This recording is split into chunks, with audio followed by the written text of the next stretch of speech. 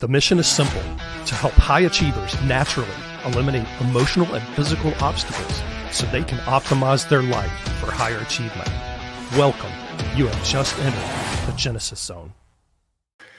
Good day, listeners. Welcome back to the Genesis Zone show. I'm your host, Dr. Brian Brown. Thank you for joining us today. Are you struggling to catch those much needed Z's? You're not alone. Our latest episode delves into the hidden epidemic of sleep disturbances affecting millions of people here in the United States. We'll discuss some of the latest research on the topic and reveal startling statistics about sleep disturbances and sleep aid usage, as well as the profound impact lack of sleep has on your physical and emotional health. But don't worry, we're not just going to highlight the problem. Today, I'll offer you practical and effective tips for improving your sleep hygiene. Sleep is one of our most basic needs. It has paradoxically become a luxury for many people around the world, not just in the United States.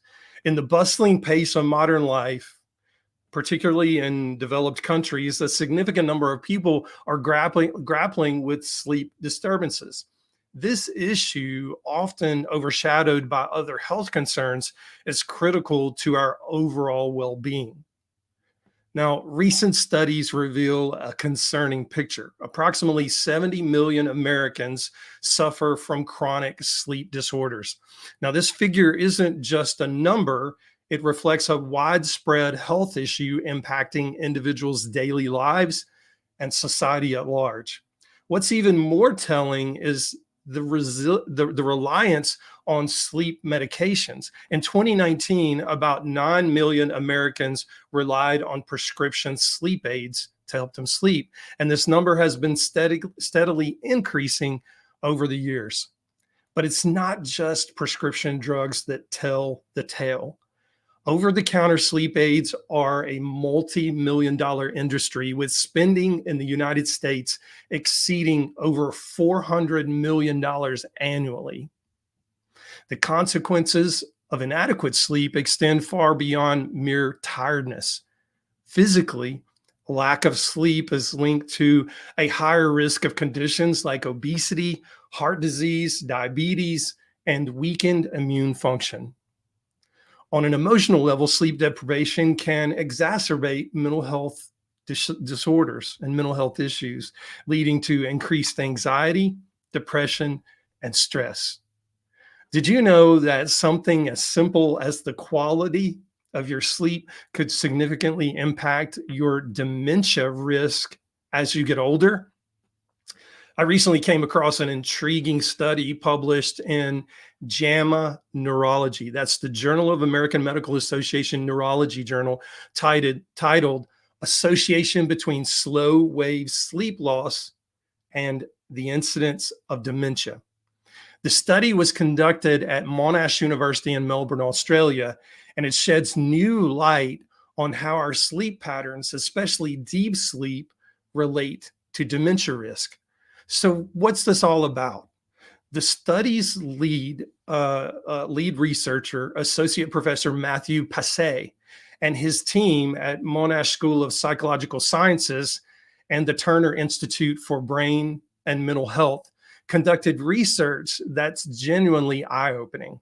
They worked with participants who were all above the age of 60 and part of the very long-term Framingham Heart Study, which has been going on since 1995. These individuals underwent sleep studies twice during the period of 1995 to current day, and at least 5 years separated the two sleep studies. And these occurred in the late 1990s and the 2000s.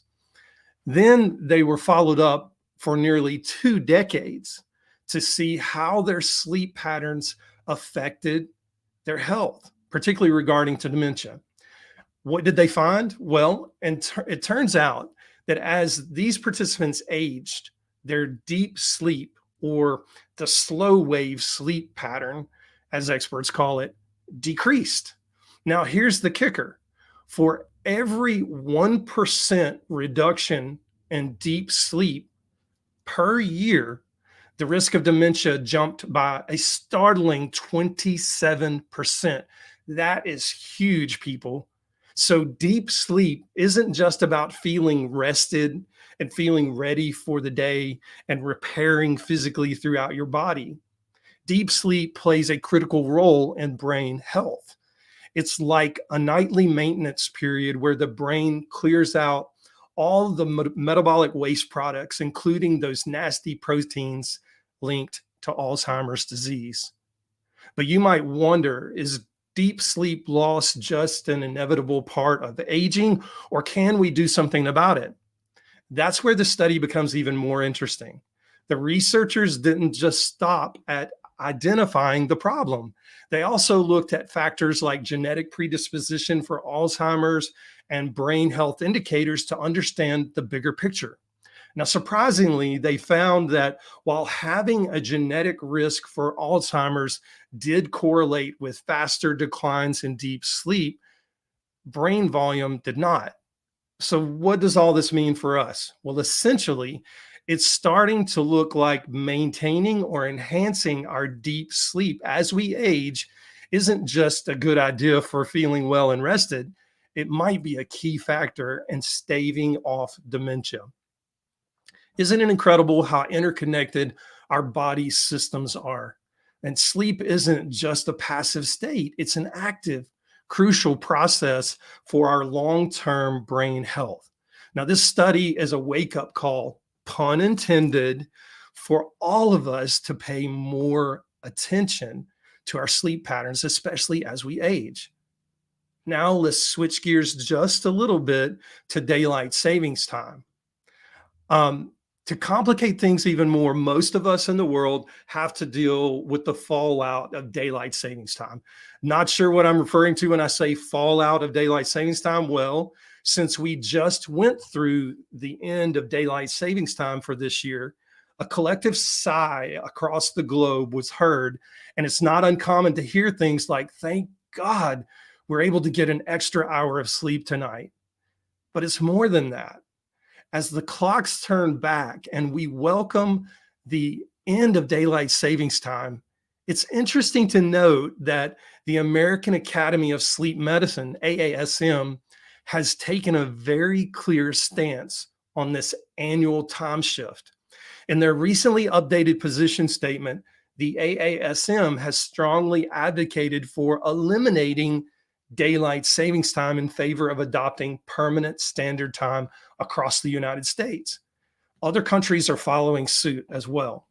Now, this recommendation has come from the AASM's belief that permanent standard time is more in tune with human circadian biology than daylight savings time is. They argue that standard time offers significant health and safety benefits, whereas the seasonal time changes that we occur where we lose an hour of sleep in the spring, those changes with daylight savings time can have adverse effects.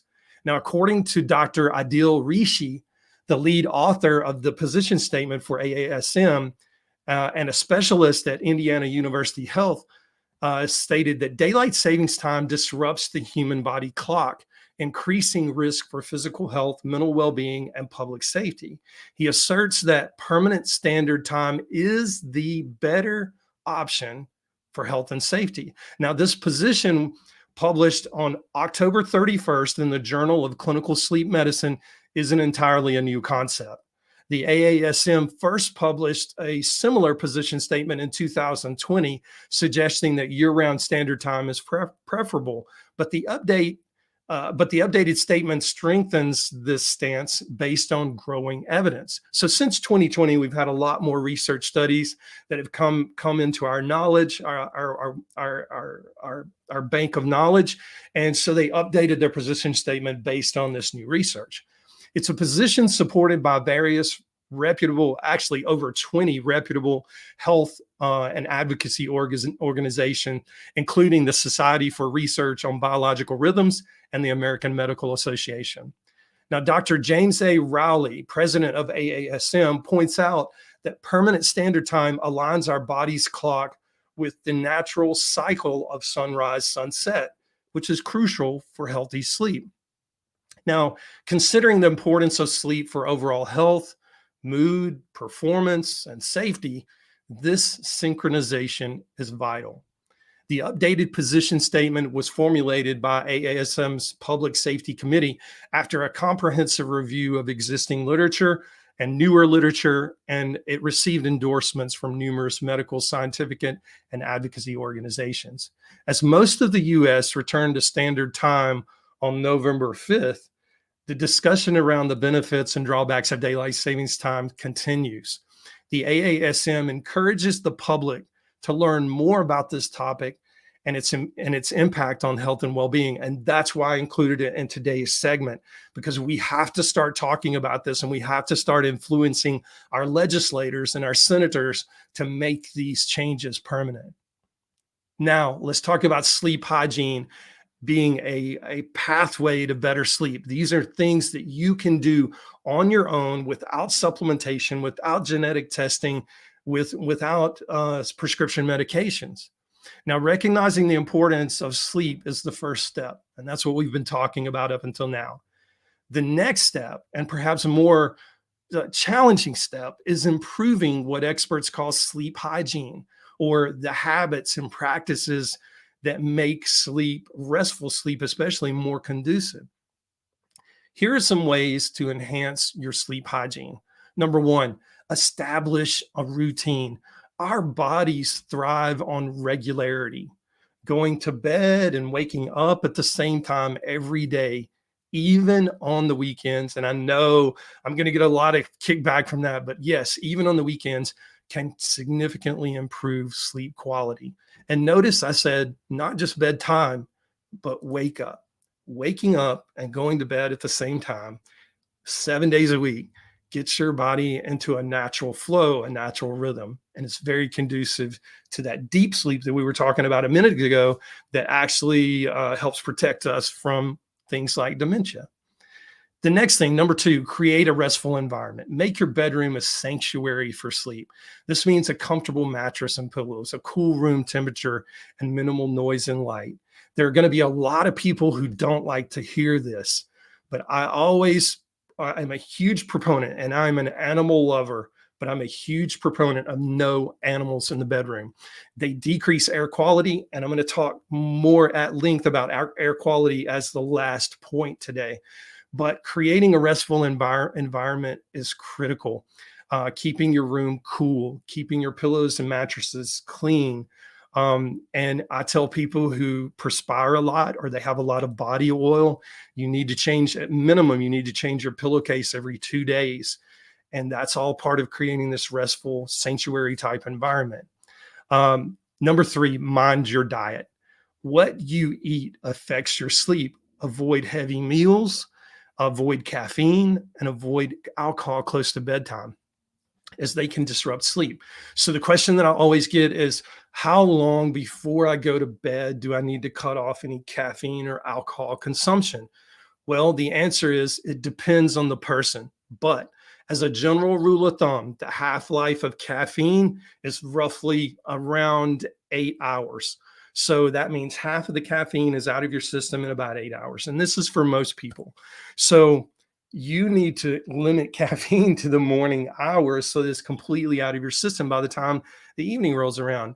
Drinking tea or coffee in the evening that's caffeinated can definitely disrupt your sleep. And I know I'm going to get messages from people that say, oh, but caffeine doesn't bother me. I've been wearing an Oura ring for 7 years. This tracks my sleep. And I will say this, until you are tracking your sleep, you cannot know how caffeine is or is not affecting your deep sleep, which is critical to health and well-being, repair, getting rid of those proteins out of the brain that cause Alzheimer's. So until you track your sleep, you really don't know how much it's affecting your sleep. The same goes for alcohol. I will tell you this, alcohol within 6 hours of bedtime will disrupt your sleep. And you can look on your sleep data if you're tracking your sleep with something like an Oura ring, and you will know that your heart rate's more elevated, your deep sleep is lower. In fact, it's not unusual if you've had alcohol before bedtime for your deep sleep to drop to 0%. And it happens all the time. And I have clients that are new to tracking their sleep, and they come in and they say, oh my gosh, I didn't realize how much alcohol, those 2 or 3 glasses of wine in the evening with dinner, was affecting my sleep. And it does. It definitely affects your sleep. So watch what you put in your mouth, watch what you put in your body. Number 4, limit screen time. The blue light emitted from phones, tablets, and computers can interfere with the production of melatonin, which is a hormone that helps regulate sleep. Try to switch off these devices at least an hour before bedtime. I always tell people, try to do it, try to get in the habit of eliminating those about 2 hours before bedtime, and you'll see a drastic difference. And I just know that from personal tracking and watching clients who track and seeing the benefits from that. It is anecdotal. The 1 hour thing, it actually has some research behind it, but 2 hours anecdotally I see in the clinic. Number 5, relaxation techniques. Activities like reading, taking a warm bath, getting in the sauna, doing some type of meditative or mindfulness practice can help signal to your body that it's time to wind down. Number 6, stay active. Regular physical activity can promote better sleep, helping you to fall asleep faster and enjoy deeper sleep. But much like eating a heavy meal or having too much caffeine or too much alcohol in the evening hours, too much activity in the evening hours can also interfere with your sleep. So do your exercise preferably earlier in the day. If you work out after work, that's fine. You should be pretty good to go. But if you're working out at 8:30, 9 o'clock at night, and you're expecting to go to bed at 10 o'clock and get nice deep sleep, probably not going to happen. And number 7, manage stress. Chronic stress can take a toll on your sleep. Techniques such as mindfulness and meditation, again, and deep breathing can help manage stress levels and help bring cortisol down. And as I've shown in previous episodes, these mindfulness techniques can also help genetically manipulate and control lower inflammation throughout your body. Number 8, and lastly, when it comes to sleep hygiene, I want to mention an interesting study I found while preparing for today's show. As you guessed it, I mentioned a minute ago, has to do with air quality in your room.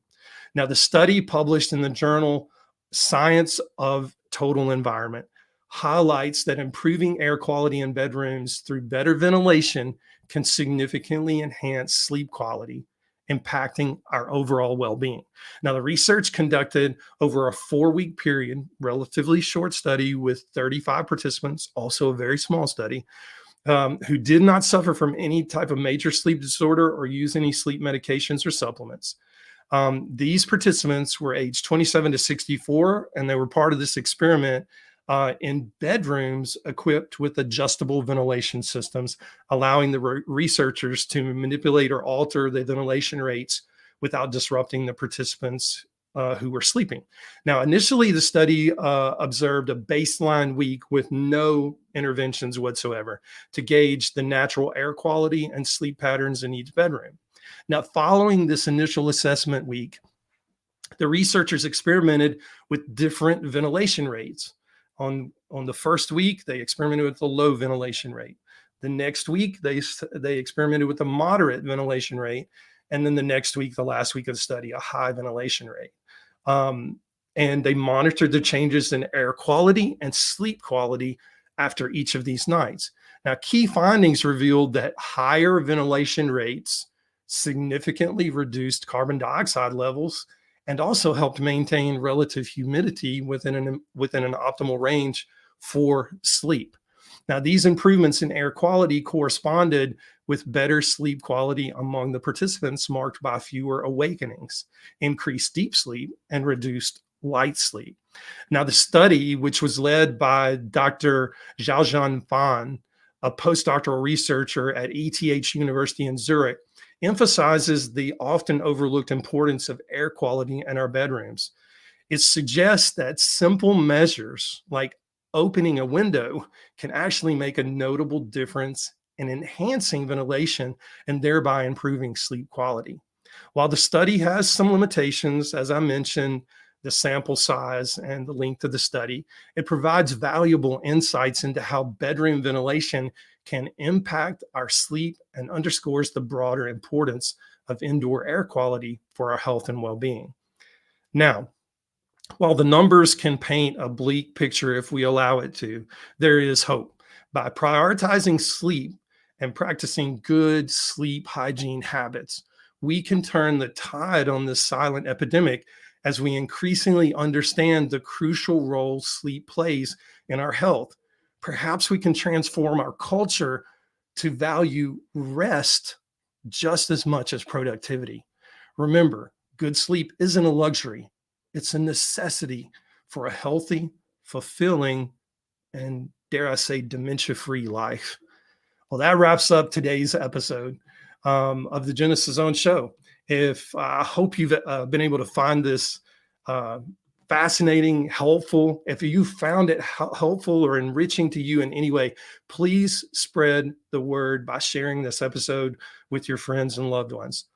Most informed, most trusted, and most grateful you spent this time with us today. Until next time, stay open, stay curious, stay inspired, and stay in the zone.